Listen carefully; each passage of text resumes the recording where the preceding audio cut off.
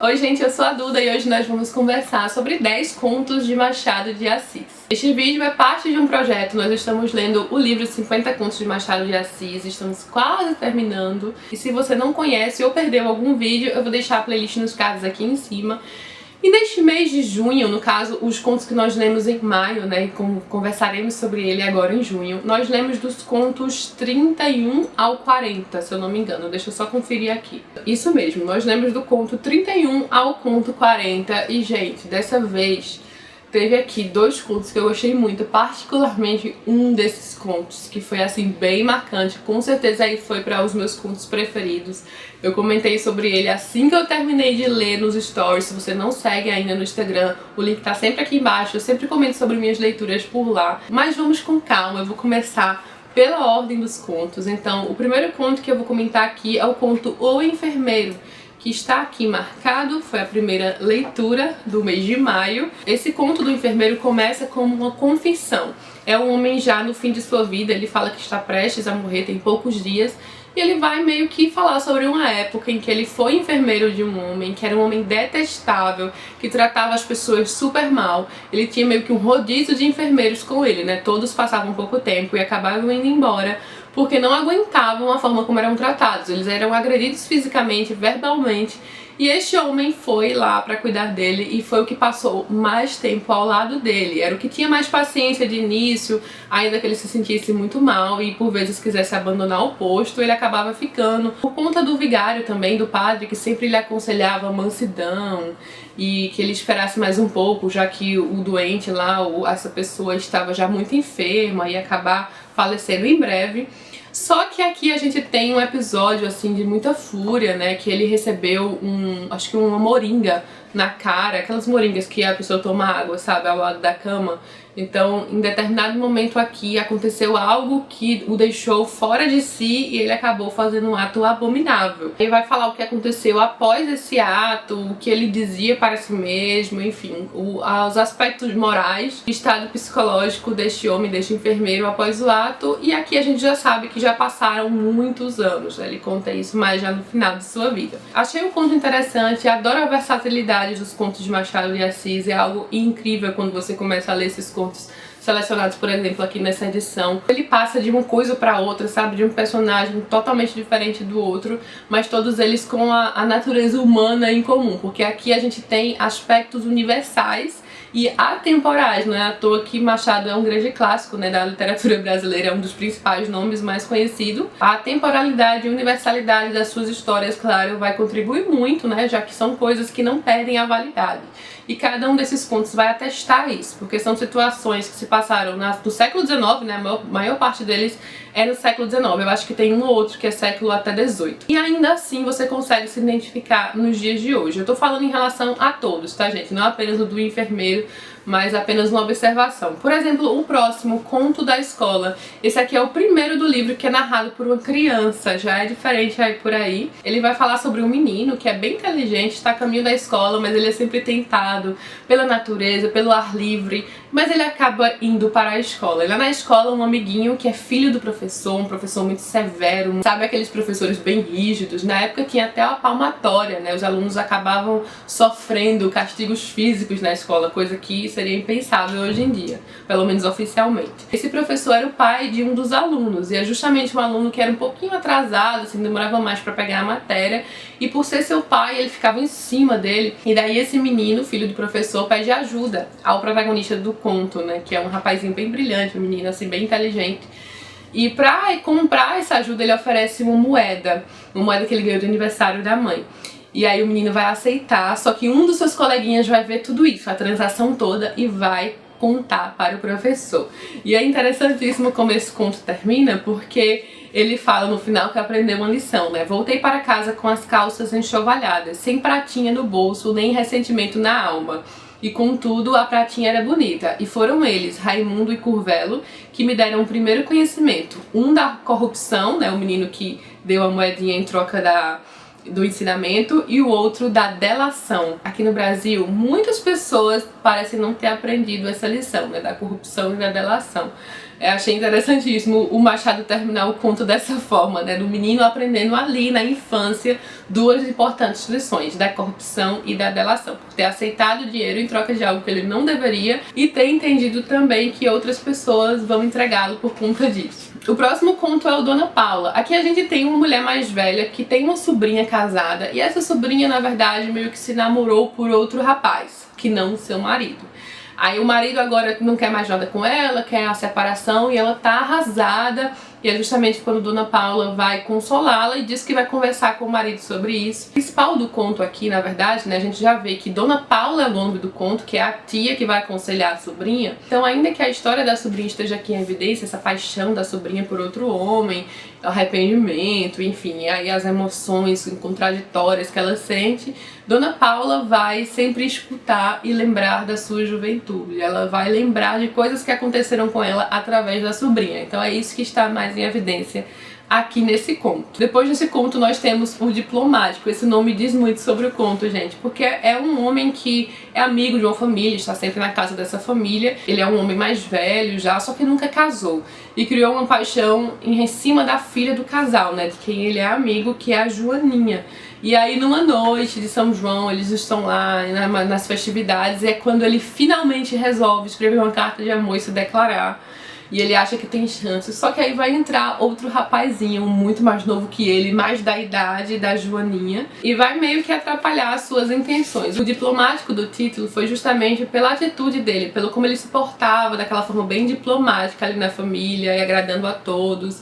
E não falando exatamente o que ele queria, quais eram as suas intenções. Então ele era aquela pessoa bem neutra e por conta disso ele acabou perdendo justamente o que ele queria, né? E no final, inclusive, fala que em quem ninguém pressentira nunca a paixão encoberta serviu de testemunha ao Queiroz, o noivo da mocinha, quando este se casou com Joaninha 6 meses depois.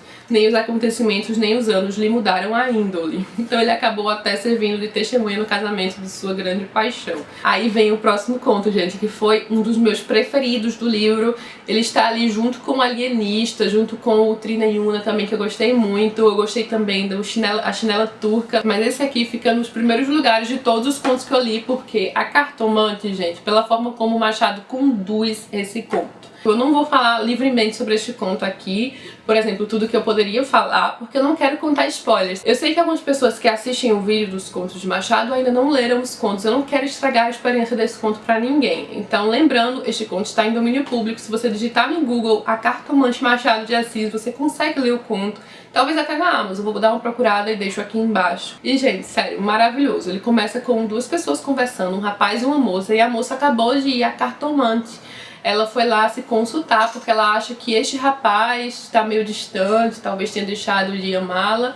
Só que logo a gente vai ver que esse rapaz, na verdade, é um amigo do seu marido. Ela é casada, então ela não poderia exatamente estar se consultando assim a respeito de outro homem. Ela tá fazendo as escondidas. O que pra mim realmente foi mais impressionante em relação a esse conto foi a forma como o Machado conduziu o conto, sabe? Porque você é levado de um jeito e no final você termina num choque, assim, pelo menos foi o que aconteceu comigo. Eu não quero já predispor alguém a esperar um choque, porque provavelmente, né, isso vai contribuir para que não seja um choque pra você, né? Mas, enfim, não poderia deixar de comentar, já que é um clubezinho de leitura, né, um projeto de leitura, então eu teria que comentar sobre minhas impressões do conto, ainda que eu tenha talvez se deixado predisposto a esperar alguma coisa do final, coisa que eu não estava esperando, então eu fiquei realmente impressionada com a forma como Machado de Assis terminou, porque ele conduz com habilidade, assim, perfeita, a ponto do, sei lá, chegar no último parágrafo e você ficar assim, olhando pra página. Já alçou esse conto lá pra cima já, porque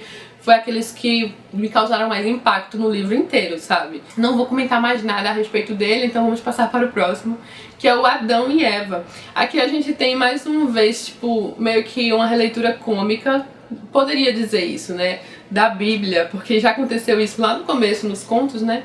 os filhos de Noé discutindo na arca, só que aqui na verdade é um homem que vai contar essa história, não começa exatamente com os personagens. É um homem num círculo aí de amigos e vai começar a falar sobre Adão e Eva, sobre a tentação aí no paraíso, a tentação da serpente e da maçã. O próximo é bem pequenininho, são 3 páginas, né? Começa aqui e termina já na próxima página, que é um apólogo. E aqui é meio que uma metáfora, na verdade. Vai falar sobre uma conversa entre uma agulha e uma linha. Elas conversando ali entre elas, discutindo quem é a mais importante. E é interessante a forma como termina. E meio que a liçãozinha que fica tipo a moral, sabe? Ele vai até terminar assim: contei essa história a um professor de melancolia que me disse abanando a cabeça. Também eu tenho servido de agulha a muita linha ordinária. É interessante, é bem pequenininho, mas legal. Já o próximo conto é um que eu já tinha lido em outra edição da Companhia das Letras, que foi uma edição de contos de horror da Boa Companhia. O nome do livro, inclusive, é Causa Secreta e Outros Contos de Horror. É um livro que traz contos de Machado de Assis, Edgar Allan Poe, Arthur Conan Doyle, Guy de Maupassant, vários autores famosíssimos. Selecionaram alguns contos de horror específicos, é bem interessante os contos. Então quando chegou aqui a vez do A Causa Secreta, eu já tinha lido, porém há muitos anos eu não lembrava mais nada. Eu lembrava que era um conto de horror, lembrava que 3 pessoas eram meio que os protagonistas, né? 2 amigos, 2 homens especificamente, e a esposa de um deles, mas eu não lembrava de detalhes, tanto que eu tava com a impressão que tinha algum mistério envolvido, e não tem exatamente mistério, mas ele realmente causa horror em algumas partes, sabe? Incomoda quando você tá lendo algumas cenas aí. Fala sobre o Garcia, o Fortunato e a Maria Luísa. E a gente já sabe no começo do conto que essas 3 pessoas estão mortas, né? O narrador fala: como os 3 personagens aqui presentes estão agora mortos e enterrados, tempo é de contar a história sem rebuço. E aí ele começa já com essas 3 pessoas numa sala bem desconfortáveis. A gente não sabe o que é que causou esse desconforto, mas então a gente volta no tempo e conhece a história de quando Garcia, que era um médico, estudante de medicina na verdade na época, conheceu o Fortunato, que foi meio que num ato de heroísmo do Fortunato. Ele ajudou um homem que levou uma facada no meio da rua e serviu meio como um enfermeiro ali para aquele homem. Só que o Fortunato tem um segredo, o Fortunato tem uma inclinação meio esquisita e bota esquisita e grotesca nisso. É justamente isso que tá aqui no âmago do conto, essa inclinação mórbida do Fortunato e como isso afeta a vida deles 3 e pra conduzir e terminar naquela cena do início em que eles estão os 3 numa sala bem desconfortáveis.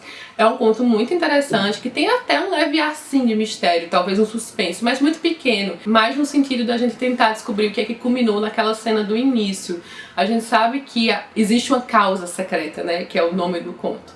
Mas não é exatamente mistério, seria mais para o lado do horror mesmo. E por fim, para finalizar os 10 contos que nós lemos no mês de maio, conversamos agora em junho, temos aqui o Entre Santos, que é um homem que mora perto de uma igreja.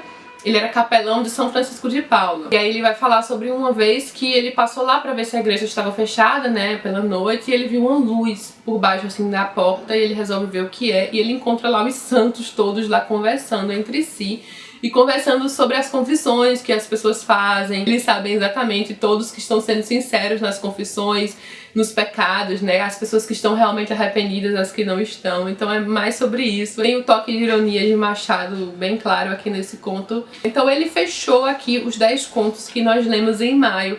E agora no mês de junho nós vamos ler os últimos 10 contos do livro. Gente, vamos acabar o livro de contos. Quando a gente lê assim aos pouquinhos, nem sente muito, né? Porque quando eu começo a ler esses contos, eu termino num instante, assim, muito rápido, já que eu dividi em 10, né, pro projeto. E agora nós estamos terminando o livro, que poderia até ser considerado um livro grandinho, tem quase 500 páginas, as letras são relativamente pequenas. E agora já estamos no final. E vamos finalizar no mês de junho. Eu vou deixar o vídeo marcado pra gente conversar sobre os últimos 10 contos deste livro no dia 13 de julho, que é uma sexta-feira. Claro, pode acontecer um atrasinho, né, mas eu sempre posto mais próximo a essa data. Eu também pretendo fazer um vídeo separado ainda em julho sobre o livro de uma forma geral, pra quem ainda não leu, quem não acompanhou o projeto. Fica a dica deste livro incrível, porque são contos muito, muito bons. Eu realmente me apaixonei pelos contos de Machado. Eu sou uma pessoa que gosto muito de ler contos. E aqui eu encontrei contos maravilhosos. Machado de Assis talentosíssimo nos contos. Eu acho que eu vou acabar até gostando mais dos contos do que dos romances. Eu ainda tenho vários livros de Machado de Assis pra ler, mas me apaixonei por esses contos aqui, pela versatilidade, pela mescla dos contos, assim, são bem diversos e bem interessantes de uma forma geral. E é isso, eu vou ficando por aqui, me conta aqui embaixo qual foi o seu conto favorito, eu adoro trocar uma ideia com vocês nesses vídeos de projeto de leitura especialmente, né, que é sempre bom conversar sobre o que a gente leu. Então deixe seu comentário aqui embaixo, me fala qual que você mais gostou e deixo aqui o convite para todos que queiram nos acompanhar nesses próximos e últimos contos. Lembrando, não existe ordem, tá, gente? Então você pode meio que entrar nesse projeto a qualquer momento. Eu sempre deixo aqui embaixo quais são os próximos contos que nós vamos conversar, para caso você queira dar uma olhada, pesquisar. Daí é tudo em domínio público. E dia 13 de julho a gente conversa um pouquinho mais sobre eles e finalizamos o livro. Eu espero que vocês tenham gostado. Não esquece de curtir o vídeo aqui embaixo, se inscrever no canal, dar uma olhada nas sugestões que eu vou deixar aqui ao lado. Um beijo e até a próxima!